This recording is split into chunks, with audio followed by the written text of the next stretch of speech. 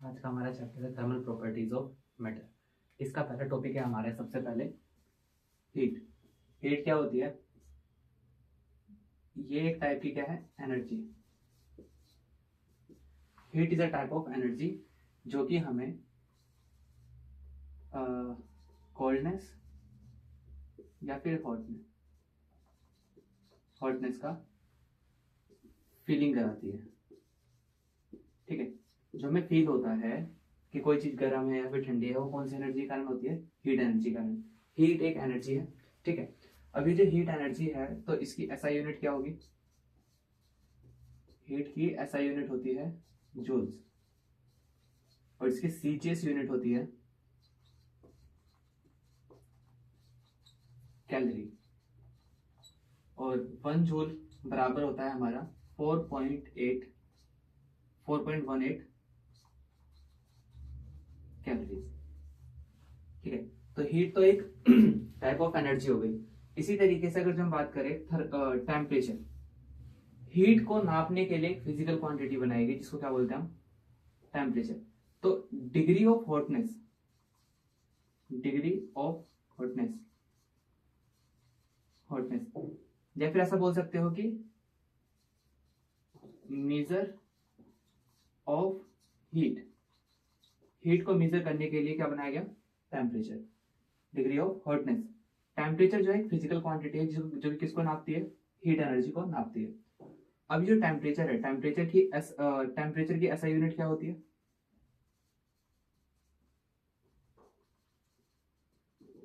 Kelvin. ठीक है, इसके बाद आता है हमारे पास थर्मोमेट्रिक प्रॉपर्टीज। थर्मोमेट्रिक प्रॉपर्टीज किसी भी बॉडी की ऐसी प्रॉपर्टीज होती है जो कि change linearly with changing temperature.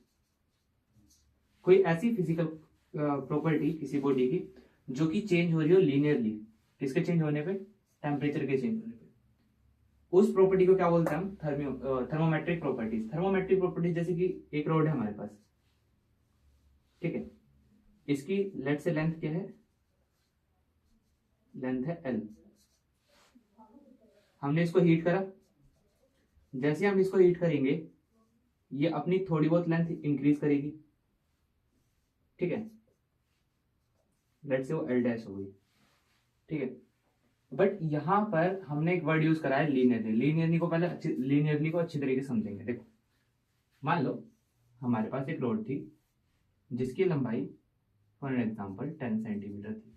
Example hypothetical. ठीक है, इसको हमने, इसका टेम्परेचर हमने इंक्रीज करा है 10 डिग्री सेल्सियस से इंक्रीज करा, और इसमें इसकी जो लेंथ है वो चेंज होकर for example 2 centimetre extra increment दिया।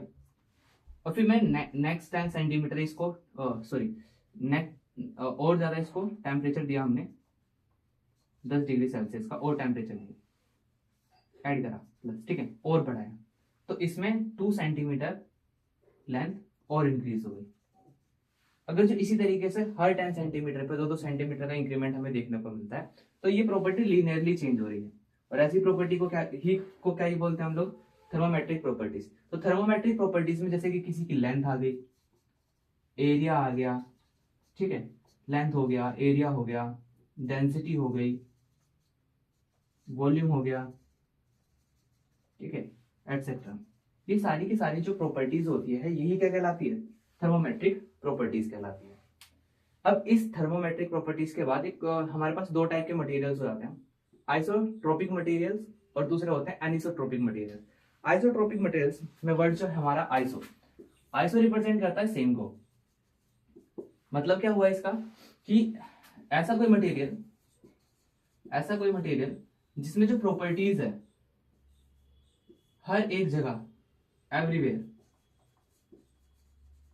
किसी मटेरियल में जो हर जगह प्रॉपर्टीज है, सारी प्रॉपर्टीज सेम है। फॉर एग्जाम्पल अगर जो मैं डेंसिटी की बात करूं तो हर जगह density same same same same same मिले, यहाँ का कोई पार्टिकल लिया उसकी डेंसिटी सेम, यहाँ का पार्टिकल लिया उसकी डेंसिटी सेम, ठीक है। तो ऐसे मटेरियल्स को क्या बोल देंगे हम, आइसोट्रोपिक मटेरियल। ऐसे मटेरियल जिनकी जो प्रॉपर्टीज होती है हर एक जगह क्या होती है, यूनिफॉर्म होती है, ठीक है। Which have uniform property through out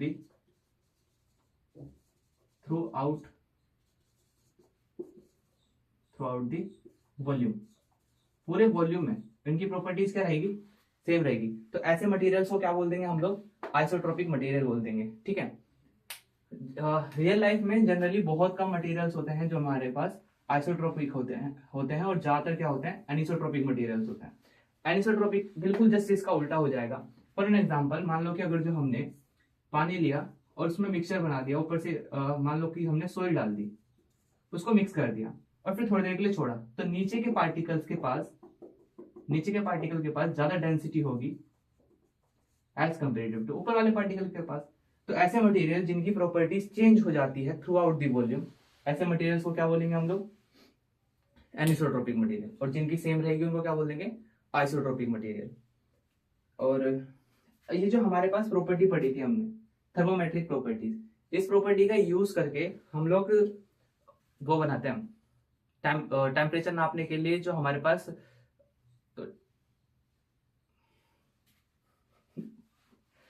thermometer, ठीक है। तो थर्मोमीटर जो होता है इसको बनाने के लिए हम कौन सी प्रॉपर्टीज का यूज करेंगे, थर्मोमेट्रिक प्रॉपर्टीज का यूज करेंगे। चलो देखते हैं, ठीक है। नेक्स्ट टॉपिक, थर्मामीटर एक हमारा डिवाइस होता है। थर्मामीटर क्या है, डिवाइस जो कि टेम्परेचर को नापने में मदद करता है। इसका वर्किंग जो है based on thermometric properties.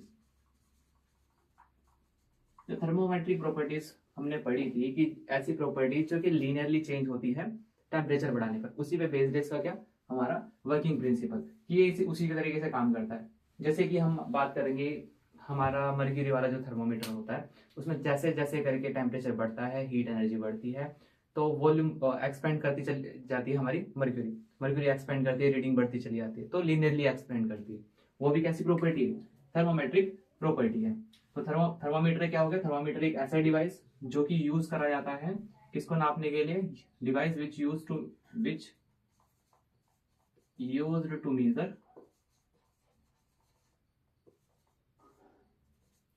To measure temperature, ठीक है। अब हमारे पास टेम्परेचर स्केल होते हैं 3 टाइप के, वैसे तो 4 है, र्यूमर भी है, बट सिलेबस में 3 है, 3 पढ़ेंगे। पहला होता है हमारा डिग्री सेल्सियस वाला, और एक होता है फ़ारेनहाइट, और एक होता है केल्विन। अब इसमें क्या क्या चीजें याद रखनी है आपको, सबसे पहले ice point, steam point. Ice point degree Celsius में होता है 0 डिग्री सेल्सियस, वहीं अगर जब स्टीम पॉइंट में बात करें तो 100 डिग्री सेल्सियस। अगर जो फ़ारेनहाइट की बात करें तो 32 डिग्री फ़ारेनहाइट का आइस पॉइंट होता है, और स्टीम पॉइंट होता है 212 डिग्री फ़ारेनहाइट पे।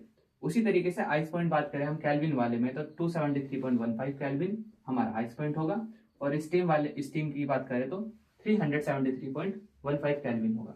अब एक बात ध्यान रखना है कि यहाँ पे कोई हम किसी भी डिग्री का यूज नहीं करते हैं, डिग्री खाली फ़ारेनहाइट में यूज होती है और डिग्री सेल्सियस में यूज होती है। इसमें टोटल नंबर ऑफ डिविजन्स कितने आएंगे हमारे पास, 100 डिविजन्स होते हैं। इसमें 32, 80 डिविजन्स होते हैं, और यहाँ पे कितने डिवीजन होंगे हमारे पास, अगेन 100 डिवीजन होते हैं, ठीक है। तो ये डिविजन्स भी याद रखना। अब इनमें रिलेशंस होते हैं, तीनों में अगर जो आपको रिलेशन निकालना है, तो रिलेशन निकालने के लिए क्या याद रखोगे, जो भी टेम्परेचर है, एक सेकंड, आपको टेम्परेचर लिखना है जो भी गिवन में, माइनस आइस पॉइंट कर दो, आइस पॉइंट, ठीक है।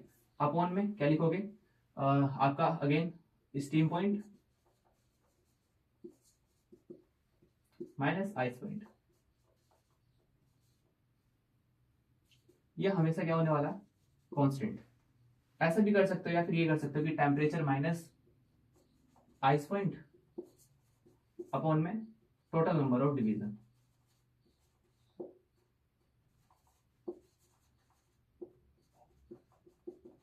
टोटल नंबर ऑफ डिवीजन बराबर अगेन कांस्टेंट होगा। कांस्टेंट कांस्टेंट क्या बोल रहा हूँ समझ में आएगा। पहले ध्यान रखना है रिलेशन क्या रखेंगे, टेम्परेचर में से आइस पॉइंट को माइनस करना है, नीचे स्टीम पॉइंट में से आइस पॉइंट को माइनस करोगे। स्टीम पॉइंट में से आइस पॉइंट को माइनस करने पे हमें टोटल नंबर ऑफ डिवीजन मिल जाता है। चलो अब बात करते हैं कि ये रिलेशंस किस तरीके से बने हैं। सबसे पहले डिग्री सेल्सियस की बात करूं तो temperature in degree Celsius, temperature इधर से स्टार्ट करूं, यहां से स्टार्ट करूं, temperature in degree Celsius minus इसका हमें आइस पॉइंट लिखना है। तो डिग्री सेल्सियस का आइस पॉइंट क्या है 0 degree Celsius, 0 degree Celsius upon में हमारे पास स्टीम पॉइंट कितना है 100 degree Celsius minus again ice point 0 degree Celsius. अब ये बराबर कांस्टेंट कहने का मतलब था मेरा कि इसमें भी सेम चीज आएगी, यानी कि यहाँ पे अगर जो मैं रखूं temperature in degree Fahrenheit minus ice point 32 degree Fahrenheit upon में इन दोनों का सब्ट्रैक्शन करोगे आगे 80 आएगा। इसके बाद इज इक्वल्स टू कांस्टेंट होगा किसके, again temperature in kelvin minus steam ice point कितना हमारे पास 273.15 केल्विन अपॉन में हमारे पास क्या आएगा टोटल नंबर ऑफ डिवीजन रख दो, total number of division 100।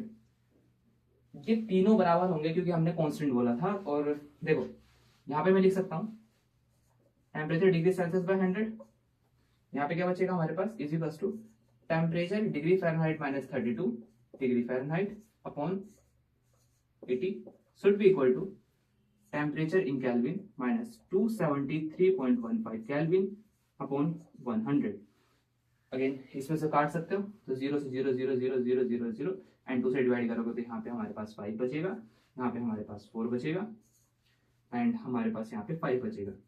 And this is the relation between 3 scales, degree Celsius, degree Fahrenheit and kelvin scale.